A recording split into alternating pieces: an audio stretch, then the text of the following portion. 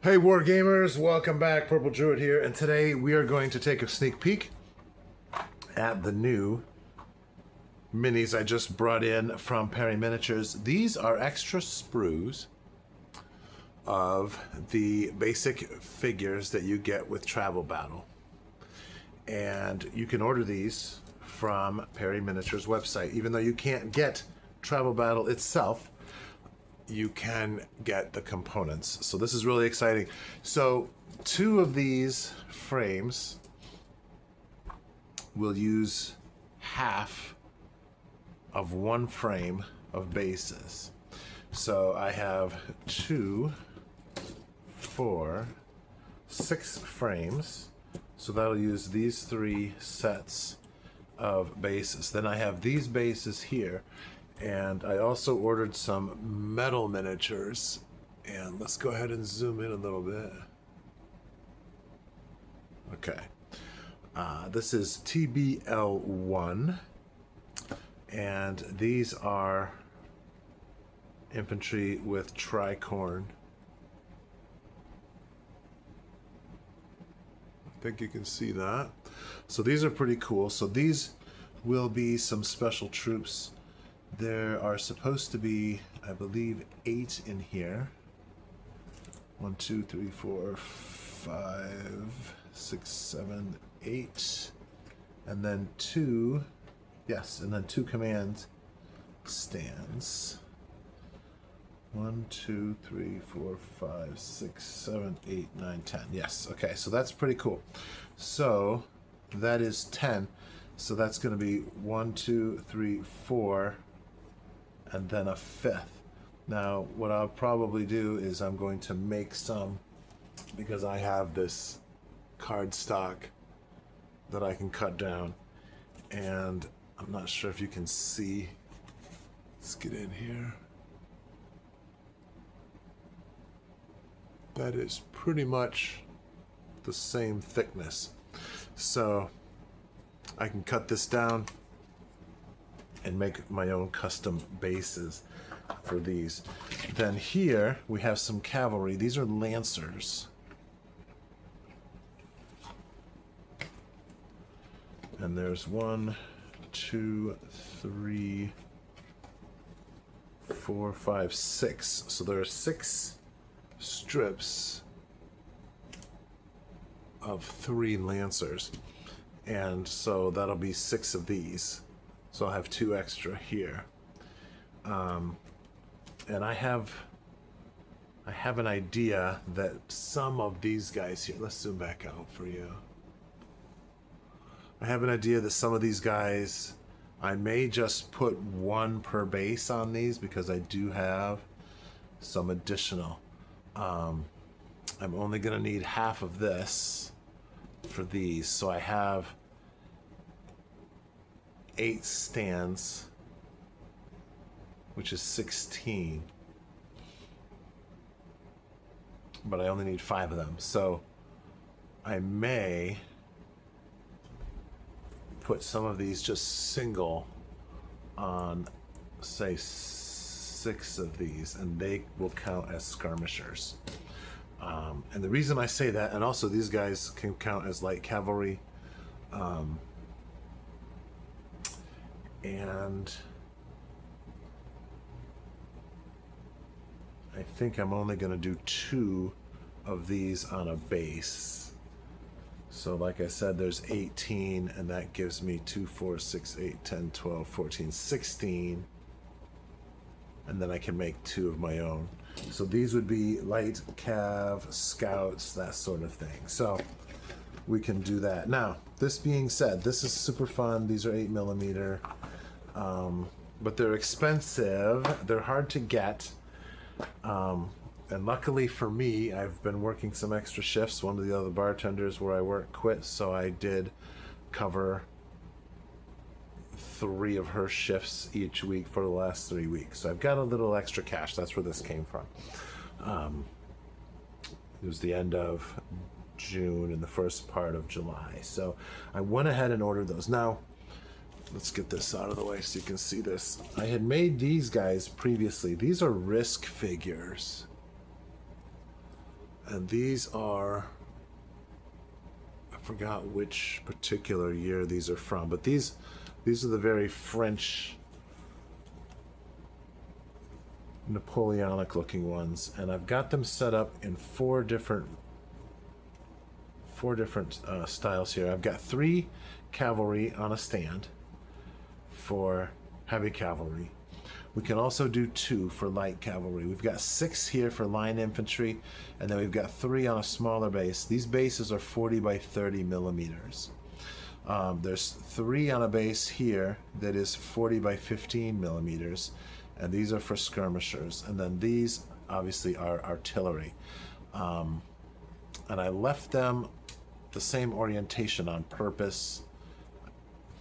Some conventions would have you turn it sideways and be narrower, but I left it this way on purpose,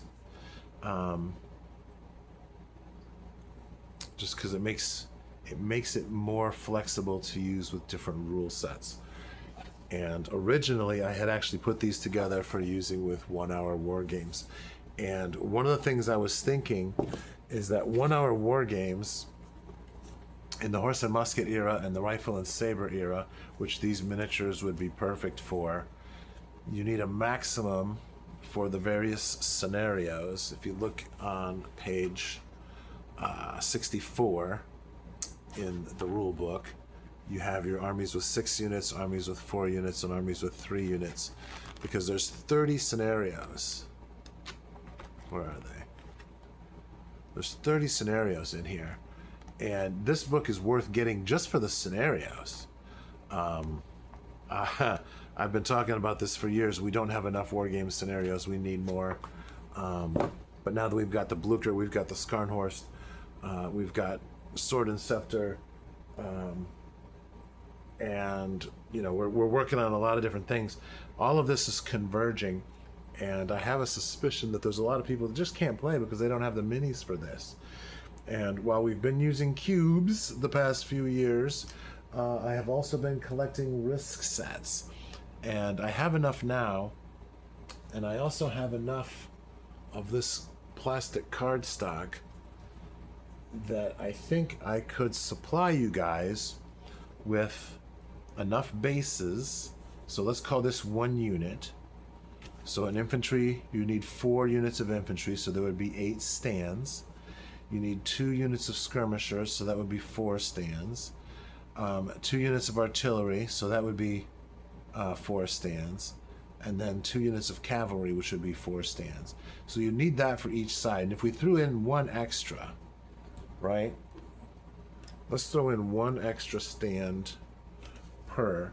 So this is the maximum number of units. So let's do 10 stands of infantry for 5 stands of skirmishers, 5 stands of artillery, and 5 stands units, I should say, not 4 units is 8 stands, so it'd be 5 units.